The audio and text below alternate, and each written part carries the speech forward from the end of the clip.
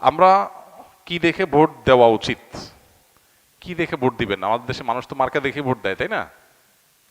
Vote দেওয়ার ক্ষেত্রে আমাদের লক্ষ্য করা উচিত কাকে ভোট দিলে এই লোকটা প্রার্থী হিসাবে যোগ্য এবং সৎ, তাকে ভোট দিলে সৎ এবং যোগ্য প্রার্থীকে ভোট দেওয়া হবে। এটা আপনার বিবেককে আপনি জিজ্ঞাসা করবেন। আপনি যদি সঠিকটা উদ্ধার করার চেষ্টা করেন, এরপর দেখলেন যে না, আপনি আসলে যেটাকে সঠিক মনে করছেন এটা সঠিক হয় নাই, লোকটা রাইট পারসন না, তাহলে আল্লাহর কাছে আপনার দায় নাই। কিন্তু আপনার চেষ্টা করতে হবে যে যে কয়জন আছে এর মধ্যে সবচেয়ে ভালো যোগ্য মানুষটাকে, সে জিতবে কি জিতবে না এটা আপনার দেখার বিষয় না। আমাদের দেশে বেশিরভাগ মানুষ এই জায়গাটায় এসে ভুল করে, মনে করে যে তারে ভোট দেওয়ার লাভ কি, ভোটগুলো তো নষ্ট হবে। ভোট নষ্ট হয় না। একটা ভালো মানুষ যদি অল্প কয়েকটা ভোটও পায়, তাহলে সে এটার উপর ভিত্তি করে সামনে আর কয়েকটা পাবে, তারপর আবার আরো কয়েকটা পাবে। কিন্তু আপনি যদি ভোট দেওয়ার এই রাস্তাটা বন্ধ করেন, অথবা তাকে সে কম ভোট পাবে এই চিন্তা করে আরেকজনকে ভোট দেন, তাহলে কি হবে? এই চান্সে খারাপ মানুষগুলো তাদের খারাপের রাজত্ব আরো বেশি করে করতে পারবে। কেউ জিতুক সেটা আপনি চাইতে পারেন, কিন্তু জিতানো আপনার দায়িত্ব না। আল্লাহর কাছে দায়িত্ব হলো, আপনার কাছে মতামত চাওয়া হয়েছে, আপনি মত দেওয়ার সময় সবচেয়ে ভালো উপযুক্ত ব্যক্তির পক্ষে মত আপনি দিবেন, বাস। এটা হলো আপনার কাজ। যে লোককে ভোট দিলে আপনার ইমান, আমল, ইসলামের স্বার্থ, মুসলিম উম্মার স্বার্থ সংরক্ষিত হবে, আপনি বিশ্বাস করেন। যাকে ভোট দিলে দেশের সার্বিক উন্নতি হবে, চুরি ডাকাতি হবে না, দুর্নীতি দুই নাম্বারই হবে না, যে কারণে আমাদের দেশ পিছিয়ে আছে, পৃথিবীর বহু দেশের তলানিতে আমরা পড়ে আছি। যাকে ভোট দিলে আমরা সেখান থেকে উঠার রাস্তা পাবো, তাকে আপনাকে ভোট দিতে হবে।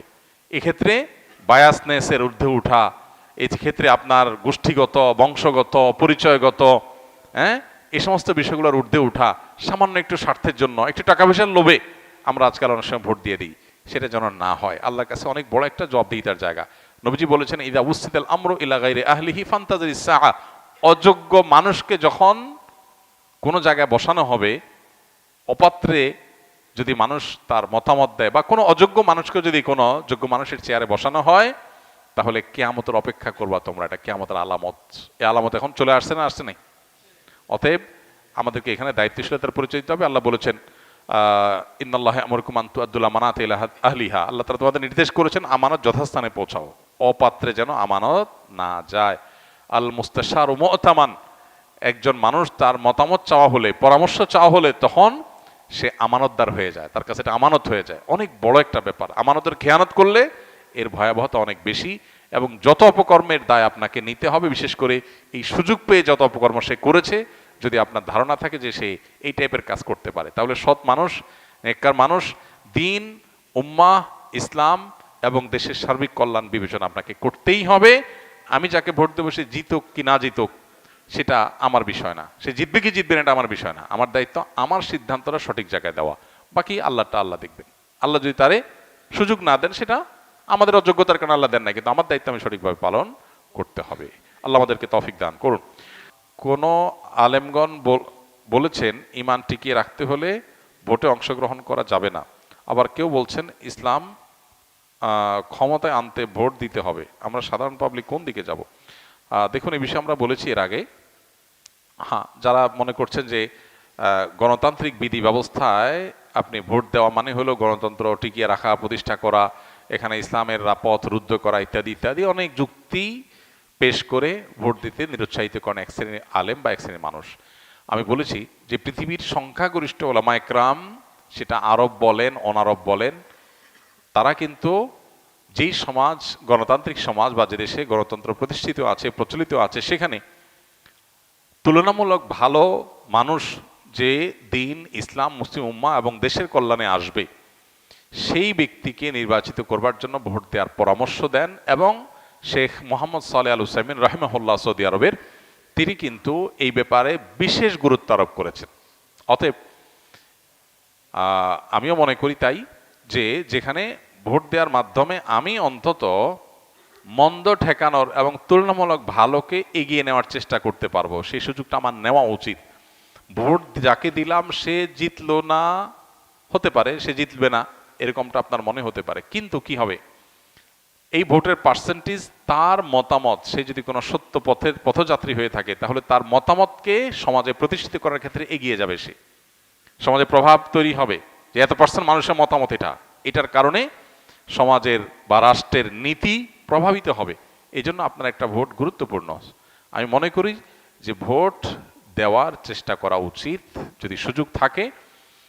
আর যে সমস্ত ওলামা একরাম বলছেন না দেওয়া থেকে বিরত থাকা উচিত, ওনারা একটা দৃষ্টিভঙ্গি থেকে বলছেন, আল্লাহর কাছে তাদের ইস্তেহারের জন্য তারা আজর পাবেন নিশ্চয়ই। আর ওলামাদের এই মত পার্থক্য এটা ইসলামের সৌন্দর্য। তবে আমরা সাধারণ মানুষ যেটাকে সঠিক মনে করি সেটা করব, অন্যটার বিরুদ্ধে উঠে পড়ে লেগে আমরা গতানুগতিক সিস্টেম অনুযায়ী যে একজন আরেকজনের বিষোদ্গার করা, সেটাতে আমরা কোনো অবস্থাতে যেন না যাই, সেটা খেয়াল রাখতে হবে। সোশ্যাল মিডিয়াতেও দেখা যায় এটা নিয়ে প্রচুর পক্ষ বিপক্ষে আপনার কথাবার্তা বলা হয় এবং অহেতুক নিজেদের আমল আখলাক নষ্ট করা হয়, এটা যেন না হয়। মতামত থাকতেই পারে, আমাদের সবার উদ্দেশ্য আল্লাহর সন্তুষ্টি, আমাদের সবার উদ্দেশ্য এজ এ মুসলমান কোরআন এবং হাদিসের উপর টিকে থাকা। ইস্তেহাদ বা গবেষণা এটা কিয়ামত পর্যন্ত এটার রাস্তা ওপেন থাকবে। আপনি কোনো মুস্তাহিদের অনুসরণ করছেন তো অন্য মুস্তাহিদকে বা তার অনুসারীদেরকে গালিগালাজ করার অধিকারের মাধ্যমে আপনি পান নাই, এই জিনিসটা আমাদেরকে খেয়াল রাখতে হবে। আমার বয়স 35, এইচএসসিতে পড়াকালীন সময়ে ধীরে ধীরে চুল পাকা শুরু করে বর্তমানে প্রায় 90% চুল পেকে গিয়েছে। এমত অবস্থায় সমাজ এবং কি লিখছেন, যাই হোক, সমাজে চলতে বিব্রত বোধ করি এবং হাস্যরসের মুখোমুখি হই, তাই নিয়মিতভাবে চুলে কালো রং ব্যবহার করি। এতে কি আমার ওযু, নামাজ, রোজা প্রভৃতি বাতিল হয়ে যাবে? চুলে বা দাড়িতে আপনার কালো রং, শুধু কালো রং ব্যবহার করলে সেটা গুনাহ। নবী সাল্লাল্লাহু আলাইহি ওয়াসাল্লাম বলেছেন, কারো চুল যদি সাদা হয়ে যায়, দাড়ি যদি সাদা হয়ে যায়, সেজন্য এটাকে ভিন্ন কালার দিয়ে রং করে, একদম ধবধবে সাদা অনেকে রাখে। এটা হাদিসে প্রশংসিত কোনো কাজ না, বরং নবী সাল্লাল্লাহু আলাইহি ওয়াসাল্লাম বলেছেন, গাইয়িরু হাদা শাইয়িব, তোমরা এই যে ফুল ধবধবে সাদা হয়ে যাচ্ছে এগুলোকে চেঞ্জ করো। তো সে চেঞ্জ করার জন্য যদি কেউ মেহেদি অথবা এই জাতীয় কোনো ন্যাচারাল কিছু ব্যবহার করে সেটা ভালো। তবে ওয়াজান্নাবুস সাওয়াদ, নবীজি বলেছেন আর যাই হোক কালো যেন না হয়। কালো কালার করাটা এক ধরনের প্রতারণার অংশ হয়। এই যুবক হয়তো তার শারীরিক কোনো অসুবিধার কারণে তার চুলের রং চেঞ্জ হয়েছে, অনেকে তো বয়সের কারণে হয়, সাধারণত বয়সের কারণেই তো হয়। সো সে কালো রং ব্যবহার করা মানে হলো বয়স লুকানো, এই চেষ্টাটাও তো আছে। তো এখানে এক ধরনের প্রতারণার ইস্যু থাকে, এই জন্য নবী সাল্লাল্লাহু আলাইহি ওয়াসাল্লাম কালো রং ব্যবহার করতে নিষেধ করেছেন। এখন কোথাও আমি তো তরুণ, আমার তো এখানে প্রতারণার ইস্যু না, আমি তো আসলেই তরুণ। তো এর উত্তর হলো যে হাদিসে তো আসলে তরুণ আর বৃদ্ধ আলাদা করা হয় না, এই জন্য আপনি মেহেদি অথবা মেহেদি মিশ্রিত কোনো কালো কালার ব্যবহার করতে পারেন। আর ন্যাচারাল যে কালারের কারণে চুলের উপরে আলাদা কোনো প্রলেপ তৈরি হয় না, ওইটা ব্যবহার করলে কোনো অসুবিধা নেই ওযু গোসলের জন্য। আর যদি এমন কোনো কালার ব্যবহার করেন যেটার কারণে আলাদা স্তর পড়ে যায়, আলাদা লেয়ার পড়ে যায়, তাহলে ওযু গোসল হবে না। সাধারণত বাজারে যে সমস্ত মেহেদি টেদি পাওয়া যায়, আর্টিফিশিয়াল মেহেদিও যদি হয়, এগুলো দিয়ে ওযু করা যায়, এগুলোর জন্য আলাদা লেয়ার পড়ে না। যেটুকু খসে খসে পড়ে মনে হয় ওইটা চামড়ার উপরের অংশটা, ওইটা কিছুটা কেমিক্যালের কারণে হালকা ঝলসে যায় বা পড়ে যায়, ওইটার কারণে ওযু গোসল অসুবিধা হয় না। অতএব বাজারের আর্টিফিশিয়াল মেহেদি ব্যবহার করা যেতে পারে, তবে কালো কালার ব্যবহার করা উচিত না।